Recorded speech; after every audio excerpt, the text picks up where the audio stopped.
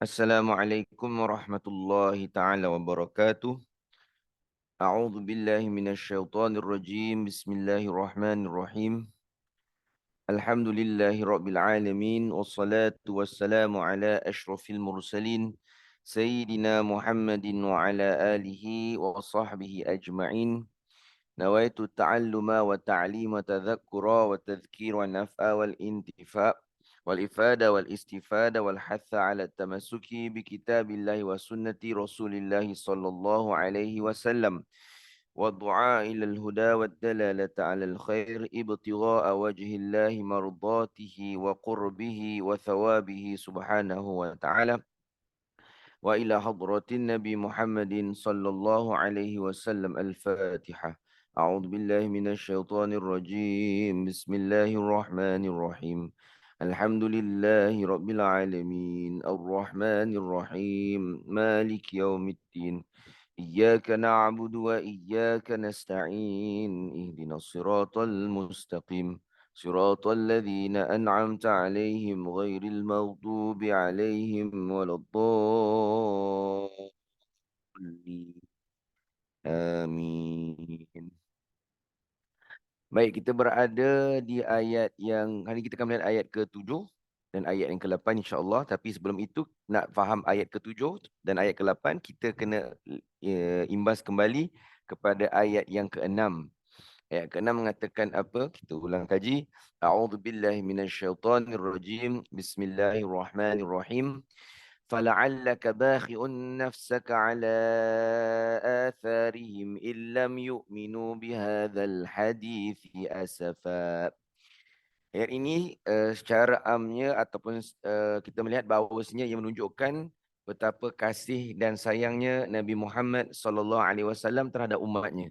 Sebab apa beliau ni terasa prihatin sangat dan rasa risau sangat akan kesan yang bakal ditimpakan ke atas orang-orang yang tidak beriman dengan wahyu yang dibawa baginda terhadap diri mereka.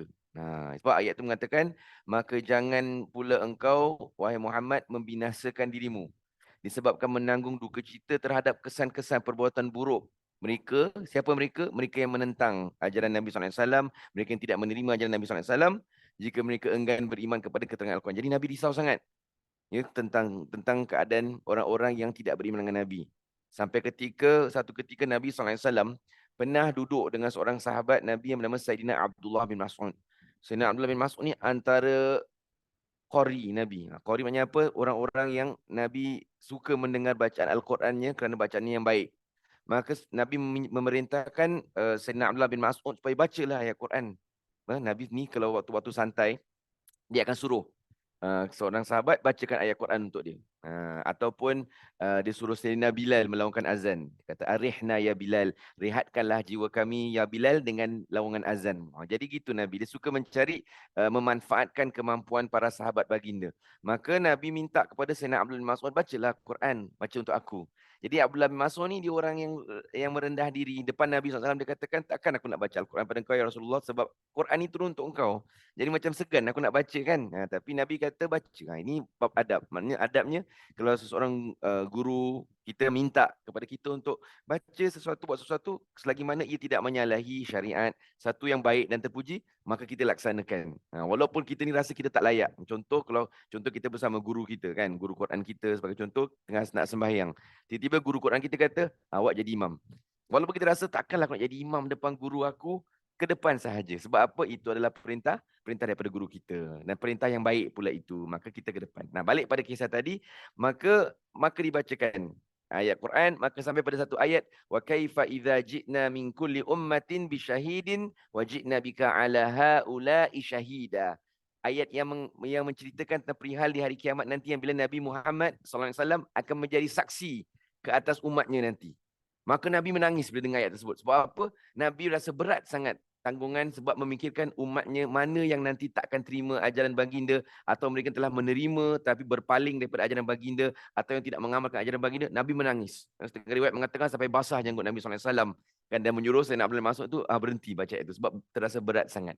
Gitulah kasih sayang Nabi yang sangat luar biasa kepada umatnya. Sampai ke dalam peperangan Uhud tu, Nabi SAW itu dalam keadaan baginda itu berlumuran darah. Sebab perbuatan orang-orang musyrikin Mekah itu pun Nabi minta doa supaya mereka dapat hidayah. Nabi mengatakan Allahumma hadi qaumi fa innahum la ya'lamun.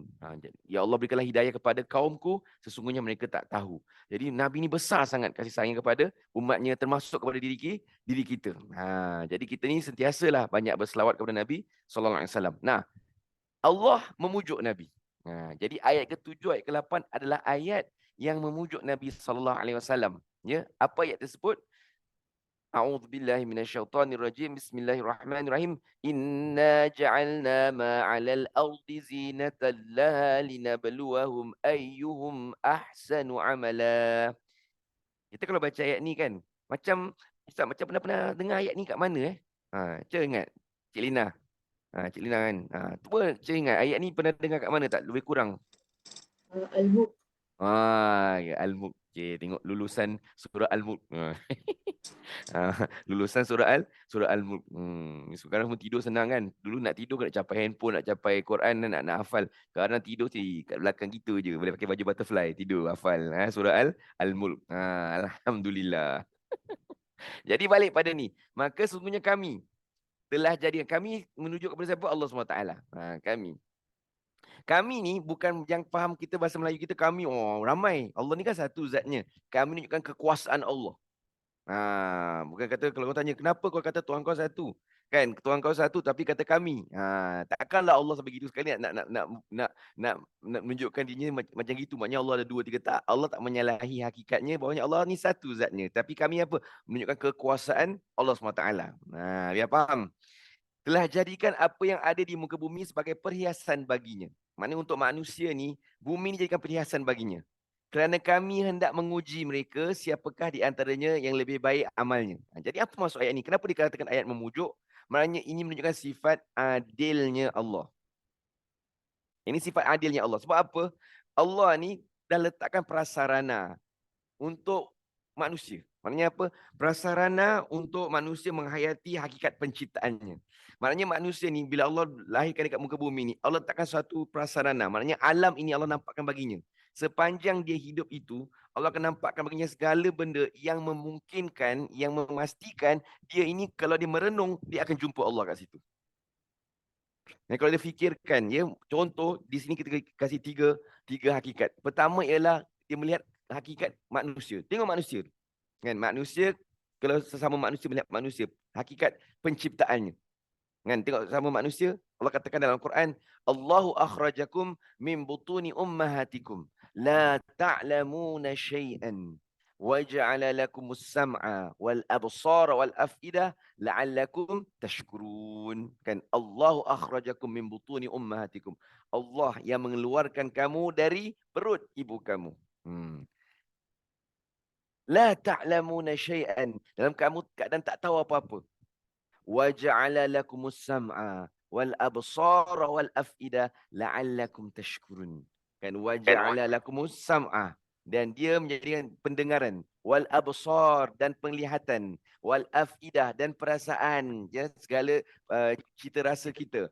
La'allakum tashkurun, semoga kamu menjadi orang-orang yang bersyukur. Hakikat penciptaan kita ni Allah buat cantik. Bagi manusia itu melihat daripada asal dia lahir, proses kelahirannya. Sebab proses ini, kelahiran itu adalah proses yang mana manusia akan berikan perhatian. Antara hikmahnya, prosesnya mengandung 9 bulan, proses melahirkan. Kenapa proses itu dijadikan proses yang sangat bermakna kepada manusia, supaya manusia dapat melihat akan maknanya sendiri. Tengok, 9 bulan tu, perut aku semakin membesar dan semakin keadaannya kelihatan kat situ. Kan? Ada orang tak mute. Jadi kita proses kemanusiaan itu, dia dalam keadaan mula perutnya leper, mulanya besar, perubahan pada tubuh badannya. Kenapa? Supaya ibu tu tengok. Kemudian tengok pula janin tu, daripada tak ada, kemudian jadi sekumpal daging, jadi makin besar. Kemudian proses kelahiran tu sendiri. Kan? Kemudian proses kelahiran itu dengan segala sakit deritanya, kemudian penyusuan. Kenapa prosesnya Allah susun begitu? Supaya kau jangan lupa ini proses. Kau jangan lupa bila kau satu hari nanti bila kau dah besar, nanti kau ingat kau daripada proses mana. Kan? Ataupun kau jadi seorang ibu, jangan lupa proses yang kau lalui. Sebab apa? Supaya kau ingat ada kehidupan dalam kehidupan. Dan dalam kehidupan itu kau ingat siapa yang memungkinkan kehidupan itu berlaku. Mesti ada satu zat. Tak boleh dikatakan sebagai kebetulan. Tak boleh dikatakan bahawasanya engkau 9 bulan itu semua proses itu kebetulan. Tak ada apa-apa kuasa yang mengawalnya. Tak. Dia ada kuasa yang mengawalnya. Ada kuasa yang memastikan pembesaran tersebut. Yang terhasilnya diri engkau sampai ke hari ini. Nah, jadi untuk kita renungkan. Kemudian kita lihat pula proses kehidupan makhluk. Allah kata dalam Al-Quran, "Afala yanzuruna ilal ibili kaifa khuliqat." Tidakkah kau melihat unta bagaimana ia diciptakan? Lihat unta bagaimana diciptakan. Kemampuannya untuk menyeberangi padang pasir yang tandus itu tanpa sebarang bekalan air bagi masa tempoh yang panjang. Itu sifatnya unta. Kita lihat. Kenapa Allah kita kaji ini semua? Supaya kita melihat betapa siapa yang menciptakan ini semua. Sebab mustahil kalau sesuatu itu yang terperinci, sesuatu itu yang terhasil dengan segala penciptaan yang sangat halus sekali, dia terjadi dengan hanya satu proses yang manusia sekarang katakan revolusi ataupun yang mengatakan ia berlaku secara kebetulan. Tidak. Mesti ada kuasa yang memastikan, yang memungkinkan ini. Dan kalau kita fikir balik alam ini pula, Allah kata dalam Al-Quran, "Inna fi khalqis samawati wal ardi wa ikhtilafil laili wan nahari la ayatil liulil albab." Sesungguhnya dalam penciptaan langit dan bumi dan silih pergantian antara siang dan malam adalah tanda-tanda kebesaran Allah bagi orang-orang yang mempunyai akal fikiran. Nah, ini semua hakikat. Kemudian kita pasti kita lihat pula apa? Hakikat kehidupan kita sendiri. Allah kata dalam Al-Quran, "Wa fi anfusikum afala tubsirun." Dalam diri kamu sendiri. Hidup kamu tu, kamu tak melihat. Hidup kita ni sekarang kita lihat kita ni dah ada pasangan, ada anak cucu, ada cicit lagi. Wah, ada berdirit-dirit tu. Kita fikir siapa yang berikan ni semua? Kan, maka ini semua adalah proses-proses realiti kehidupan yang Allah berikan pada kita setiap hari. Maknanya setiap hari kita ni, depan kita ni ada cucu kita, depan kita ni suami kita berjalan. Suami kita tengah pakai sarung, tak pakai baju tu, londa jalan, muna mandi kat dapur tu. Yang depan kita tu, itu semua hakikat Allah berikan depan mata kita untuk kita fikir, untuk kita renungkan, untuk kita ambil perhatian bahawasanya ni, yang depan mata kau fikir siapa yang adakan. Maknanya manusia tak ada alasan nak kata, oh aku tak ketahulah ada Tuhan. Sebab apa? Akal ni Allah jadikan kepada kita. Sesuatu yang ada di depan mata kita tu, pasti ia diadakan. Logika akal. Manusia ni Allah, tauhid ni adalah benda logik. Tauhid ni benda logik. Kan, kalau kita depan mata kita sekarang ni ada kapet terbentang. Macam rumah aku depan ni. Semua kapet terbentang. Belum gulung balik dah daripada semalamnya majlis. Kan, kapet-kapet terbentang ni. Mesti kita fikir. Daripada mana? Sebab pada minggu lepas kapet ni tak ada. Macam mana boleh keluar? Mesti ada yang keluarkan dia. Kipas yang bertiup kencang ni, minggu lepas tak kencang. Kenapa? Sebab ada suami misali yang mencuci kipas itu dan mengelap kipas itu sampai dia jadi kuat. Kenapa? Sebab bila berlaku itu, mesti ada orang yang buat. Mustahil ada benda berlaku yang tak ada yang tanpa ada kuasa. Mustahil kalau kita kata ni berlaku, sebab kebetulan kapet tu dia sendiri terbentang. Tak. Mesti ada yang ada yang betang. Kita semua ni ada kat depan skrin ni. Mesti ada kuasa yang mengejutkan. Takkan bangun sendiri. Kalau ikutkan kita punya kehendak bangun sendiri, agak-agak 5 suku ke bangun. Bukan 5 suku, memang 5 suku. Petang. Kan? Jadi hakikatnya, semua kita ni adalah hasil daripada ada suatu kuasa, satu kuasa yang maha sempurna, yang maha berkuasa, maha mengawal, yang maha menyusun, yang maha bijaksana, yang maha halus penciptaannya, yang namanya Allah Ta'ala. Jadi manusia, Nabi Allah kata, seolah kata kepada Nabi, kau jangan risau. Sebab apa? Aku dah jadikan alam ni untuk dia. Kalau mereka tak beriman, bukan salah kau, wahai Muhammad, tapi salah mereka yang tak mau mengambil iktibar. Salahnya kita. Maka balik kepada ini, pengajarannya apa? Sebab tukang catat nota kata, apa pengajaran ni nak taruh kat nota aku kan, perkongsian. Maka pertama ialah hargai alam. Sebab agama ini agama yang menitik beratkan alam. Malangnya orang Islam paling tak jaga alam. Pokok dicantas kan, bumi hasil bumi tak dijaga dan sebagainya, disalahgunakan, dizalimi dan sebagainya. Kan, bukanlah suatu kebetulan bahawasanya bahkan di bumi-bumi yang banyak ramai orang Islam, majoriti orang Islam, tempat itulah yang alamnya tak terjaga. Jadi pertama, hargai alam. Sebab saya pernah katakan dahulu, alam itu adalah cermin kepada mengenal Allah. Alam itu adalah jendela kita. Jendela tertutup. Nak tengok alam, kan, kita buka jendela, nampak alam yang indah. Nak kenal Allah, bukalah jendela alam, nampak nampaklah segala kebesaran Allah SWT. Makin kita lihat, makin kita kaji. Sebab kita ni dah zaman-zaman akhir zaman ni, kita banyak tengok alam. Manusia dengan segala, maknanya yang kita tengok sekarang, yang kita suka tengok skrin kan, masyarakat, Masya Allah, kalau naik MRT, awak tengok. Cuba buat banci atau buat satu kajian, kalau naik MRT tu, orang tengah tengok apa? Tengok skrin semua belaka. Tapi skrin tu, hakikat skrin tu adalah ciptaan manusia belaka. Manusia buat. Tapi yang Allah buat tu sempurna. Yang ada apa? Yang kita dongak kepala kita, tengok kat luar jendela MRT tu, itu langit yang terbentang tu, itu yang patut kita perhatikan. Perhatikan itu semua. Kan surah Al-Mulk dah kata, lihat langit, ada tak cacat cela? Tu Allah kata kita tengok alam, renung. Bukan tengok, renung. Kemudian kedua, ialah renungkanlah. Pertama ialah hargai alam, pelihara alam, jagalah alam dan sebagainya. Kedua ialah renungkanlah akan segala nikmat yang telah Allah kurniakan kepada kita. Fikir balik untuk diri kita. Fikir balik, mula start dengan kita. Daripada aku tak ada kepada ada. Kemudian tengok pula keluarga kita, ya Allah, dapat banyak orang dapat mak bapak yang besarkan aku. Hargai. Kan, sebab kalau kadang-kadang kita tengok, kalau orang tu kita teringat arwah mak bapak kita, atau teringat arwah datuk nenek kita, tengok arwah atau kita tengok orang yang kita sayangi itu dalam keadaan sakit sebenarnya. Kenapa rasa sebab?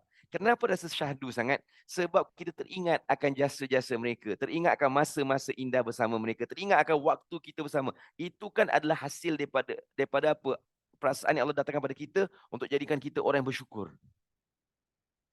Kan? Tak akan adalah mak macam mana yang kita ada mak, macam mana kita ada mak. Tak akan adalah pasangan macam mana kita ada pasangan tu. Allah letakkan cantik untuk kita.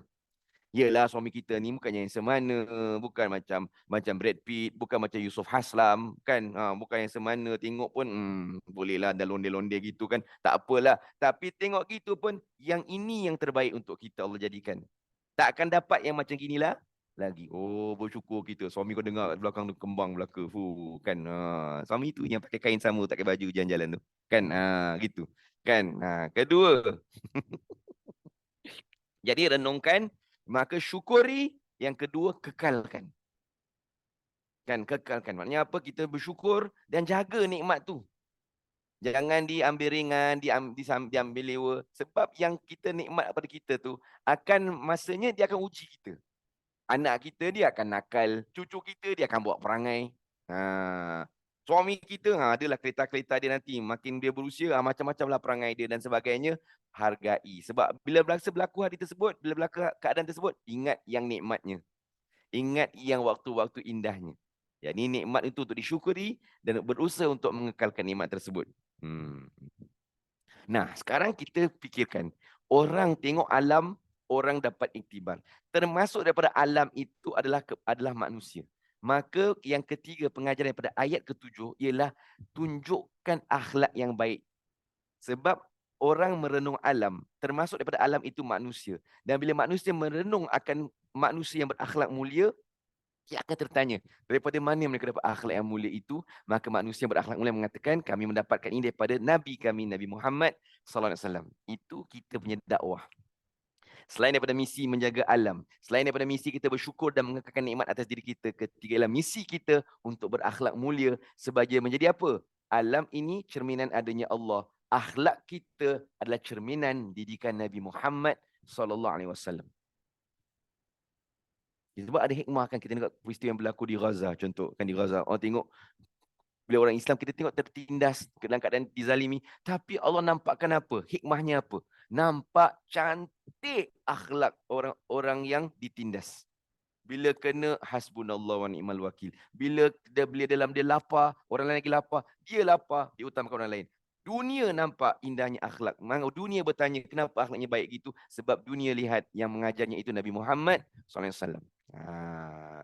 Jadi Allah nampakkan dalam keadaan kita nampak macam tertewas, nampak keadaannya kalah, tapi yang menang luar biasa, yang menyentuh jiwa manusia adalah akhlak. Itu hikmah kita tak nampak. Kenapa hikmah? Oh, kesiannya.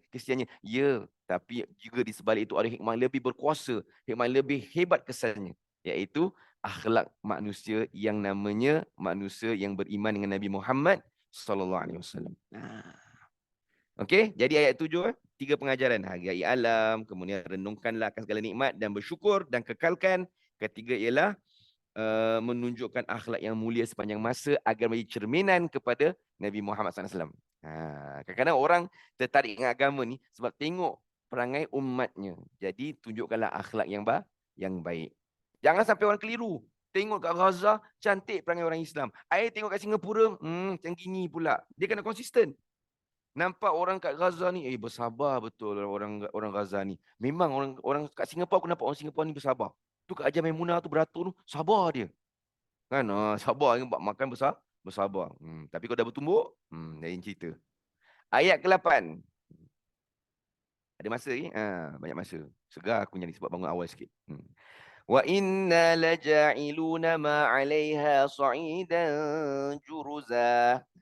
Ayat ni pula kontras. Dan sesungguhnya kami akan jadikan apa yang ada di bumi itu punah rana sebagai tanah yang tandus. Yang tadi indah, dia akan punah. Kenapa ayat ini menunjukkan hakikatnya kat dunia ni yang indah tu tak kekal. Semuanya akan berakhir. Berakhir dengan apa? Kehancuran. Kita pun akan hancur. Kitanya badan, tubuh badan kita ni kan akan jadi tulang temulang yang dimakan tanah. Kita semua akan dimakan tanah. Melainkan siapa? Antara yang melainkan mereka yang Allah pelihara. Siapa yang Allah pelihara? Yang menghafal Al-Quran. Grup pagi di kan dijaga. Maka contohnya satu hari kan Cik Lina lagi 10 berapa tahun kemudian Cik Lina maaf kembali ke rahmatullah, maka dah kat Singapura kan berapa tahun dia kena gali kuburnya. Bila digali kuburnya suaminya tengok sempurna, bercahaya, berseri kan. Kan ada bau asam pedas lagi. Tengok buka gitu. Kan jadi gitu. Kenapa sempurna? Sebab tapi ustaz, saya tak hafal Al-Quran sepenuhnya. Saya hafal Al-Mulk 10 pertama 10 pertama kafi, ayat pertama kafi. Jadi dua ulama kata yang dimaksudkan ada tiga kat sini. Pertama ialah yang hafal Quran hafal sepenuhnya. Itu tentu dipelihara dan boleh beri syafaat di hari kiamat. Kedua ialah mereka, kata setengah ulama, bila dia pelihara, sebab dalam surah Al-Mulk dikatakan kalau kita hafal surah Al-Mulk, kalau kita baca surah Al-Mulk, maka kita pelihara dari azab kubur. Maka ulama mengambil kat situ pengertian bahawasanya hafal sebahagian pun ada kemungkinan dipelihara juga. Hafal sebahagian pun ada kemungkinan dipelihara juga. Sebahagian jadi. Yang ketiga pula kata ulama, kita ni hafal suratul kahfi. Kalau ditakdirkan, nak hafal semua Quran tak? Ada mahu nak hafal semua Quran tak? Ada. Kita ada kemahuan. Tengah dalam proses Ustaz. Dah Al-Mulk 30 ayat. Dah 10 pertama kahfi, 10 ayat kahfi. Nanti nak tambah. Cuma takdir Allah. Kita mati sebelum sempat hafal. Maka Allah tunaikan hajat kita. Itu kita realiti tiganya. Maka jangan putus asa hafal ni. Walaupun 1-2 ayat. Walaupun ustazah dah minggu-minggu lah ayat sama. 1-2, 1-2. Tak masuk gua. Surah Kahfi kan maksudnya gua.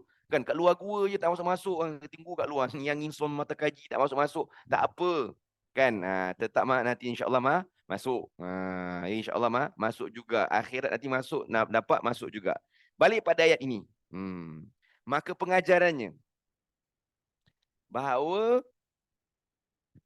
begitulah kehidupan. Ada yang indah dan ada yang tidak. Jangan merasakan hidup ni sentiasa ni cerah. Ada mendung. Sekarang kan macam sekarang.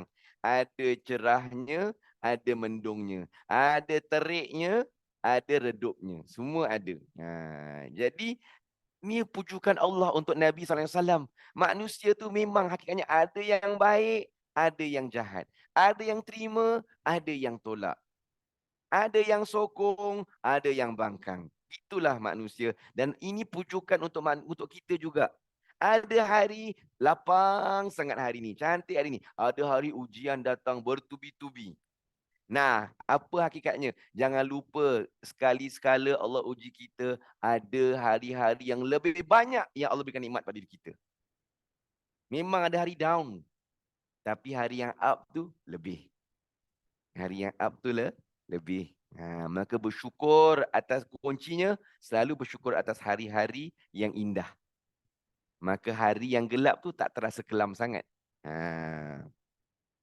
Kedua ialah, pengajaran ialah hidup yang pertama tadi ada yang indah, ada yang tidak. Kedua ialah hakikatnya kehidupan ini yang indah pun akan berakhir. Ingat, semua kita ni akan berakhir. Cuma prosesnya berbeza saja. Kan? Mati itu pasti berlaku. Qul innal mauta allazi tafirruna minhu fa innahu mulaqikum. Katakan bahawasanya mati yang kamu cuba lari daripadanya, fa innahu mulaqikum. Ia pasti mendapatkan kamu. Pasti dapat. Lari mana kita, maut akan yang akan datang. Cuma prosesnya berbeza. Tapi macam mana kita nak, kalau kita tengok hidup ni, macam nak jadi orang yang redha dan tidak tertekan dan tidak stres. Anggaplah kematian itu hanyalah satu proses yang kita semua akan lalui. It's a stage where we have to go through. Macam periksa. Nak tak nak periksa tu kena duduk juga. Dulu waktu darjah 6, kita waktu darjah 3, darjah 4, kita tengok abang-abang, kakak-kakak ambil PSLE. Kita cakap, kita tengok, oh PSLE. Kita tengok satu hari baru kena ambil juga. Sebab apa? Sistem persekolahan macam gitu. Lepas PSLE masuk sekolah menengah, O level. Kalau masuk maktab, A. Kan? Hidup ni, ujian hidup ni, peperiksaan hidup ni adalah satu tamsilan tentang hidupan kita. Maksudnya apa? Proses akan kita lalui. Maka redha sajalah. Berbeza waktu, berbeza tempat, beza keadaan, tapi ia proses. Maka kalau kita menanggapi orang, kita tengok orang, kan kita tengok mungkin kita ada saudara mara, kenalan, kita tengok sakit dan sebagainya, kita nak tenang hati kita, anggaplah bila dia sakit, bila dia tenat, bila dalam keadaan ni doktor kata dah inilah masanya dah dekat dan sebagainya, kita redha. Sebab apa? Ini proses yang dia memang dah kena lalui dah. This is a rite of passage. Maknanya apa kata orang putih tu? Memang kena berlaku dah. Kalau tak sekarang, nanti. Jadi kita redha. Memanglah. Kan dah sampai masanya. Kan disebab redha. Kan sebab setengah ulama, bila mana kematian menimpa keluarga atau tersayang, pertama kalimah keluar daripada apa? Dirinya apa? Alhamdulillah. Apa Alhamdulillah kenapa? Syukur pada Allah. Kenapa? Menampakkan kekuasaannya kepada hambanya yang mana melaluilah dia satu fasa lagi dalam kehidupan dia. Semua itu berlaku. Kita akan pergi, saya akan pergi, yang hadirin depan saya pun akan pergi juga. Redha saja. Allah berikan pada kita, Allah boleh ambil daripada kita. Kan milik Allah. Terimalah proses itu. Jadi pertama ialah buat persiapan. Kita akan berakhir. Kita semua akan balik pada Allah SWT. Buat persiapan. Kan sebab Nabi kata zurul kubur fa innaha tudzakkirul maut. Ziarahlah kubur. Kan kenapa? Ia mengingatkan kita tentang kematian. Kan kita tengok kematian, kita ziarah orang meninggal dunia, ziarah kita tengok, yalah ini satu hari aku. Kan maka kita akan buat persiapan, wa tazawwadu fa inna khairaz zadi taqwa. Berbekallah kamu, sekiranya sebaik-baik bekal itu adalah takwa. Kedua ialah redha. Untuk persiapan ini. Dan apa dia kita lihat kematian itu? Kematian ini hanyalah pemutusan nikmat yang sementara. Tanam iktibar. Bila kita tengok diri kita ni, buat persiapan, pastikan bila kita mati itu kan adalah suatu proses yang mana kita terputus daripada nikmat hidup hanya sementara. Pastikan bila Allah bangunkan kita nanti, kita dapat mengecap nikmat yang selamanya. Tanam gitu. Kan, ya Allah, sekejap kau punya aku nikmat dunia ni, terasa sangat indahnya dunia ni.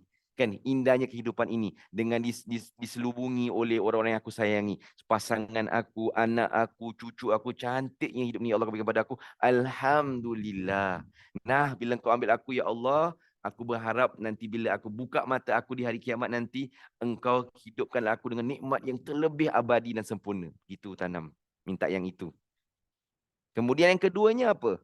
Kan keduanya pula sama untuk perjuangan kita hidup untuk apa? Pastikan yang depan mata kita ni, yang suami kita ni, yang depan mata kita ni, anak kita ni, cucu kita ni, jiran tetangga kita ni, yang setiap kita sayang hidup kita ni, misi hidup kita, ya Allah, jadikanlah macam mana aku hidup indahnya bersama mereka dan indahnya mereka bersama aku. Nanti bila celik mata, ya Allah, aku nak juga mereka sama-sama dengan aku. Itu perjuangan kita sekarang.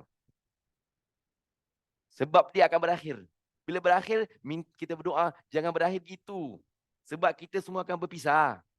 Semua kita akan berpisah juga. Hakikat perpisahan gitu. Kan? Cuma nanti soalnya jumpa lagi ke tidak. Jangan perpisahan ini yang kekal. Kita nak perpisahan ini sementara. Kita pergi dulu, orang yang kita sayang pergi dulu. Either one. Kan? Either one, kita tak kita, dia jalan dulu. Salah satu pergi dulu, jangan sampai nanti akhirat tak jumpa lagi. Nah, macam mana nak pastikan berjumpa lagi di hari akhirat nanti? Pastikan bersama-sama kita menuju Allah SWT. Anta ma'aman ahbabta. engkau bersama dengan siapa engkau cinta. Kat dunia kita sayang siapa, cinta siapa. Cinta itu bawa kepada siapa. Maka kalau cinta bawa kepada Allah dan Rasulnya, di akhirat nanti sama-sama bawa kepada Allah dan Rasulnya. Itu perjuangan perjuangan kita. Itu sebab saya sampai sekarang saya ingat pesanan almarhum guru saya, almarhum Kiai Kasim. Kalau dia satu ketika tu dia ada seorang pelajar dia, saya pernah cerita kat pelajar-pelajar yang lain dahulu kan, dia ada seorang pelajar ni meninggal kan, seorang pelajar ni meninggal, anak kepada pelajarnya meninggal dunia kan, anak kepada pelajarnya meninggal dunia kan, dalam keadaan sangat menyedihkan. Tak payah cakaplah sama pelajar tu kan, menyedihkan sangat kan, sedih kita tengok datang sedih keadaan kita jenazah tu dalam keadaan yang menyedihkan. Jadi dia maknya tu pelajar almarhum Kiai ni, pelajar ni sangat sangat berat hati dia kan, hati mak anak meninggal macam gitu, sedih hati dia kan, sedih hati dia.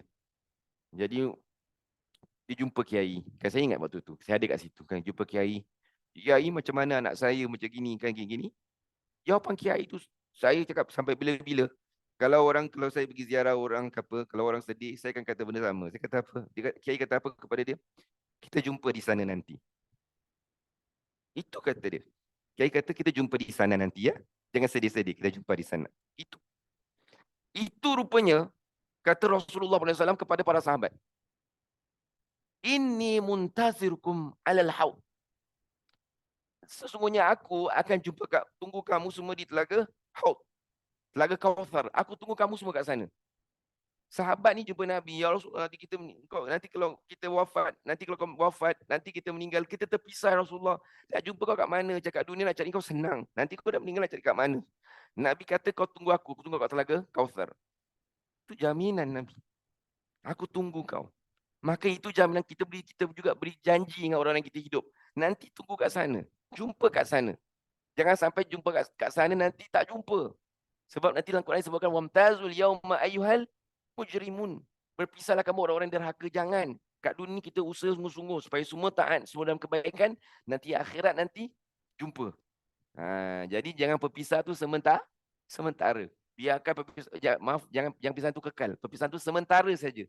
Nanti jumpa. Sebab nanti bila di syurga, nanti kita akan duduk antara kata-kata para ulama, di syurga nanti kita akan duduk bercerita kembali, bersembang kembali tentang kisah-kisah indah kita waktu di dunia dahulu. Wah, itu yang paling tu kan, cerita kan, bercerita belaka kan. Dan kita kalau kat dunia bercerita lama-lama kena balik sebab suami bising kat rumah. Bila nak balik bercerita je. Tapi nanti kat akhirat cerita terus sebab suami pun tengah borak. Suami tengah borak. Jadi begitu. Ini pengajaran untuk ayat ke-7 dan ayat ke-8. Ada soalan tak sebelum kita tutup majlis ini? Tak ada soalan sebab semua nak kembali ke tingkah sembahyang. Bukan tilam Wa sallallahu ala sayyidina wa maulana Muhammadin wa ala alihi wa sahbihi ajma'in. Walhamdulillahirabbil alamin. Assalamualaikum warahmatullahi taala wabarakatuh. Terima kasih. Terima kasih, Ustaz. Terima kasih, Ustaz. Baik, kasih, Ustaz. sama-sama. Terima kasih semua. Sama-sama. Terima kasih, Ustaz. Sama-sama.